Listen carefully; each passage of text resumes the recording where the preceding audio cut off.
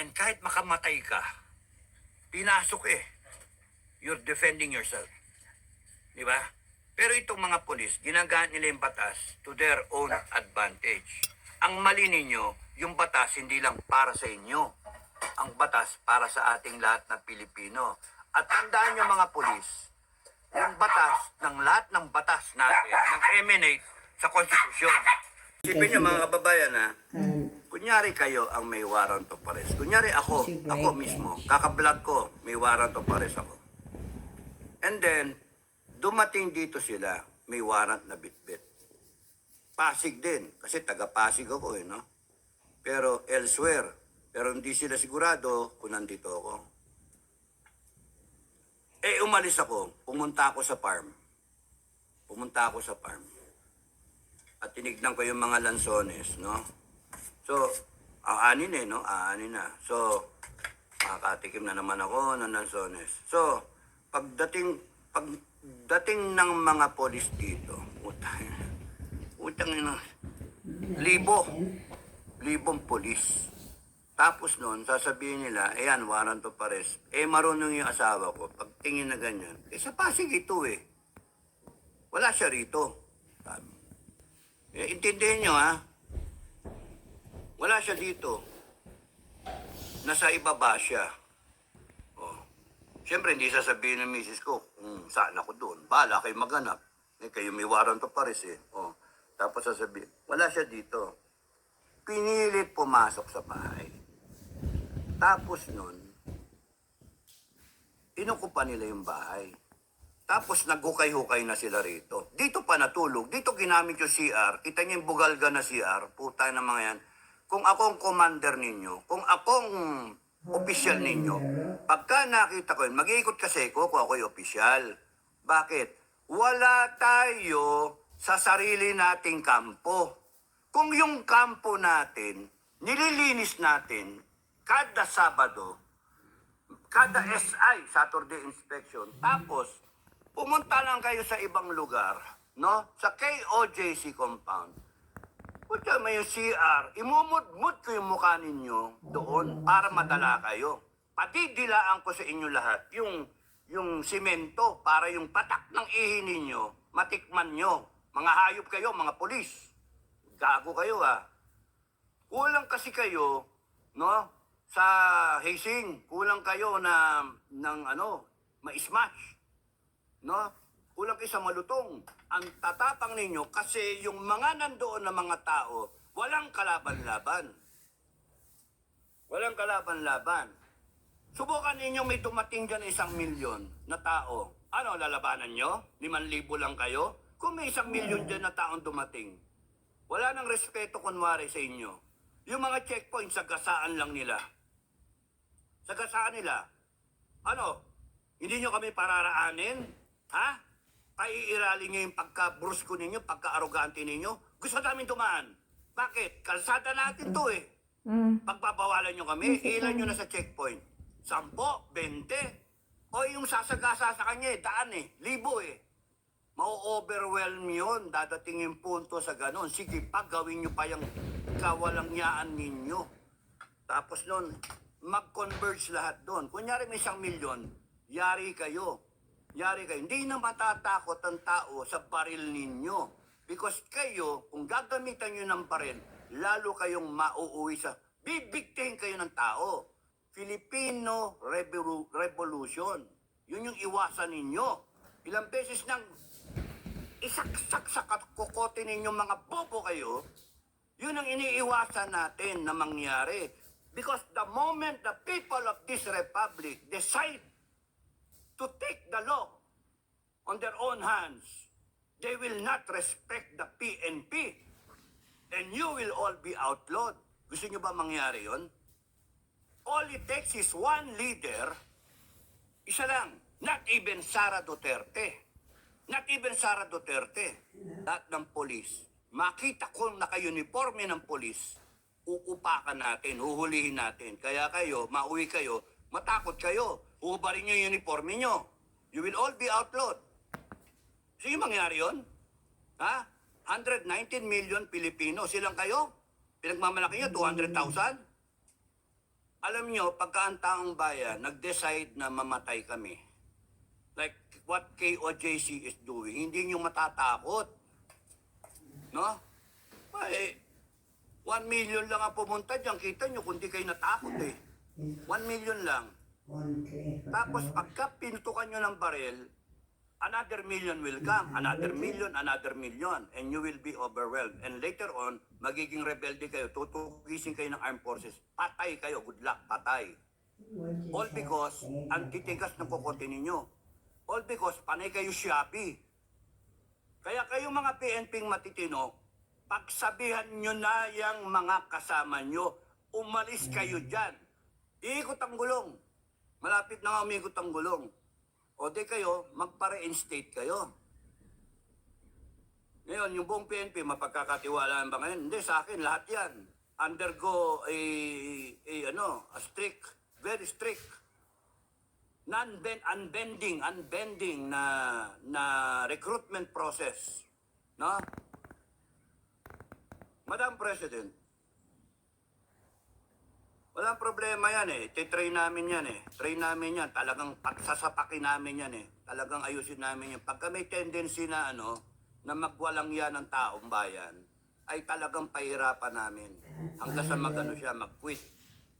6% authorized casualty. Okay lang mamatayan. Barilin ko yan eh sa training. Trantadong mga yan. Ang tatapang eh. Ang tatapang talaga. Tapos gagamitin nila yung posisyon nila para mag-terrorize ng mga Okay, hindi lahat. Hindi lahat. Eh, anong ginagawa ng mga matitino? O 200,000, ibig sabihin, walang pipigil doon sa 5,000. So, ibig sabihin, yung 200,000 na PNP natin, mga walang silbi, mga walang prinsipyo. Hindi nyo kayang i-police yung sarili ninyo? Eh, talagang failed institution kayo. Mahayop kayo, tatapang ninyo. Ang dapat sa inyo, firing squad, lahat. Sipin mo, 87 years old, no? Nanay namin sinasabi, mga ano sabi nyo? Mga walang puso. Walang puso. Oh. Walang konsensya. Walang konsensya. Parang hindi nag-aral. Oh. Parang di nag-aral. And yet we are paying them. Binubuhay natin sila. Yung pinapakain nila sa sarili nila, sa bisyo nila, sa pamilya nila, galing sa taong bayan. Kaya, Madam President, effective immediately, pagka umikot ang gulong, Madam President, effective immediately, terminate funding. DBM, cut the funding budget, the budget allocation for the PNP. Let them try out.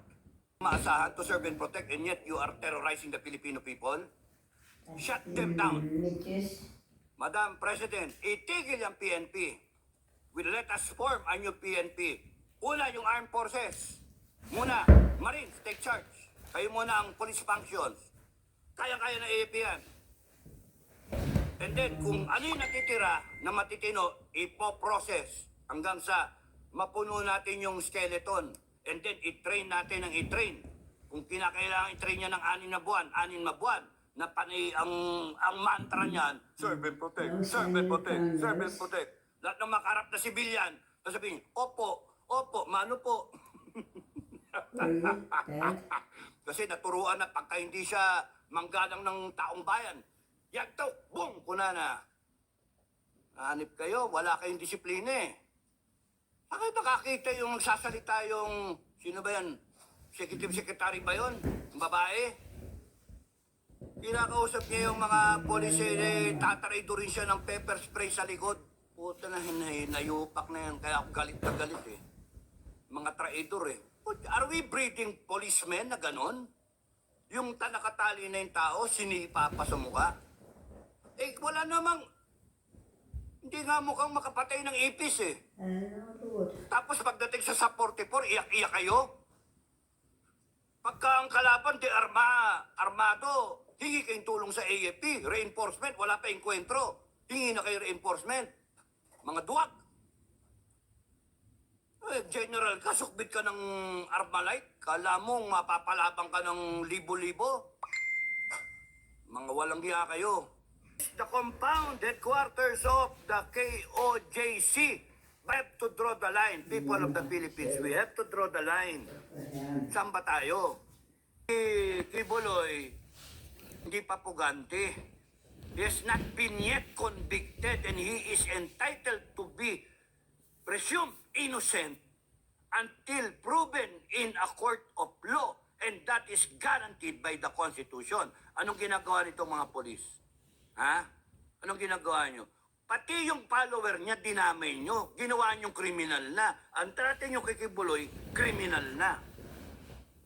You send 5,000 troops. 5,000 PNP now. Yung una, 2,000, naging 3,000. Ngayon, may AP pa nga eh. You send that much? Mantalang kay Marwan, 44 na PNP. 200 yung backup o gawin nyo ng 400 yung backup. 44, sa 44. Hostile territory. May mga 1,000 o 400 kamo na mga rebelde na nando si Marwan. Ba't hindi nyo tinatsakan yung mga nandoon na lumaban? Hindi nyo kinapos. Umuwi kayo, iyak-iyak kayo. Humingi kayong tulong sa AFP. Putangin ninyo, tatapang ninyo pagdating sa mga sibilyan na walang laban. Ang yapang ninyo. Doon, tignan ninyo. May nakulong ba doon? May nakulong? Doon sa pumatay sa 44? Wala. Tinago nila yung isang international terrorist. International terrorist. No? Merong reward na $5 million. $5 million. Si Pastor Kibuloy, 10 million pesos. Hindi pa convicted and still presumed innocent under our laws.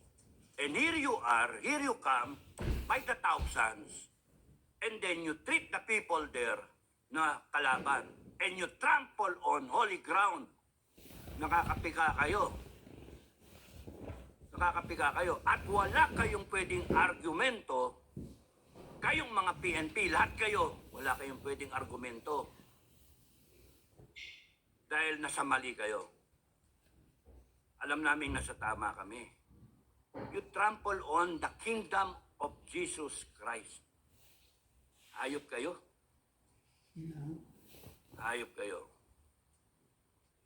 Kung ako lang ang masusunod, no? Ano ba yung ginagawa? Ano yung sinasabi ng mga ng mga Muslim brothers natin? Jihad? Jihad. Lahat ng PNP, lahat ng makitang mga nakasuot ng PNP, hulihin. Okay na. Gusto niyo mangyari yon? Pinipilit ninyo ang taong bayan dumating doon sa punto na yon. Even BP Sara cannot prevent that from happening. Even the armed forces cannot stop 119 million Filipinos who start thinking patayin lahat ng PNP. Gusto niyo mangyari yun? Malumanay pa nga yung kay OJC Malumanay pa, mabait pa nga Pero ako sa akin, kasuhan nyo lahat. Yun yung advice ko, kasuhan nyo lahat. See to it na lahat yan nandyan na nag-participate, get the master list, get the court to order the PNP to bring out all the list of people involved in KOJC siege, and lahat sila matanggal sa serbisyo. Kung hindi man ma-abolish ang PNP, at least, at the very least, lahat na na-involved dyan sa KOJC, tanggal, separated from dishonorably discharged from the service. And that is your justice. No more pay for them. No more retirement for them. President, kung ikaw ang maging presidente, kung mamarapatin mo, I will hunt them down. Yeah. I will hunt them all down. All I need is a few good men, 100 men. Go ahead. Desidido, mga retired, o kaya yung mga volunteer. A good unit in the armed forces, I will hunt them down. Commission on KOJC justice. No? Wala nang korte-korte, upakan ko kayo talaga. I will hunt you down, magtago kayo kahit saan lupalop kayo. At yung mga magko-comment na, burahin nyo na lang, yung mga walang yang magko-comment na, yabang-yabang mo, tapang mo, tangin nyo. Ako, meron akong pinagmamalaking tapang. At alam kong matapang talaga ako. Eh, yung mga yan, nagtatapang-tapangan lang, kompleto armas yun. Pwede yan mga FGF, pwede yan sa inyo FGF. Ayan, gaganda ng baril, oh. Gusto yung magkabaril? Ayop kayo. Filipino people, imploring the aid of the Almighty God in order to establish blah blah blah blah blah, do ordain this constitution. Binigyan natin ng buhay. Tayo, taong bayan. So lahat nagkaroon ng buhay. Constitution, government of the republic, so that there will be management of the country, and all these laws, all these agencies in government, lahat yun dinefine ng constitution. Kasi yun ang gusto natin. And here you are, a police organization na sinusweldohan natin, dinefine yon, na may mga PNP law, etc., etc., dinedefine lahat. Tapos nun, here you are, titirahin nila yung taong bayan. O, di ba? Nakalimutan na nila. Kaya dapat, i-abolish sila. Because, hindi nila alam yung ginagawa nila. At wala silang morals. Hindi nila kayang tumayo kung alin yung tama. Ang sasabihin pa nila, napag-uutusan sila. So, pera-pera lang sila. That's why, we have to go through all this and then abolish them, come out with a new institution, a people's police force, para wala na tayong problema. Okay lang, gastusan natin ng bilyon, na ngayon ang ginagawa natin, ginagastusan natin ng bilyon, pero meron tayong KOJC na siege. Di ba mali?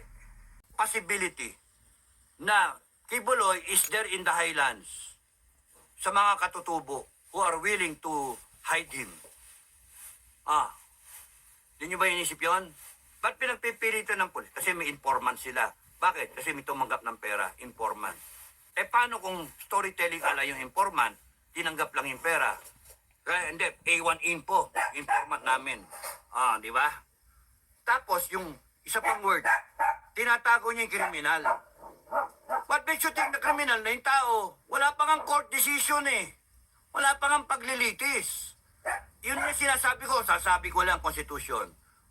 A person is presumed innocent until proven guilty in a court of law. Sana wag mangyari sa iyo na ikaw mapagbintangan ka na pumatay ng tao, na nang-rape ng tao o nagsasyabu na hindi naman totoo, and then tutugisin ka.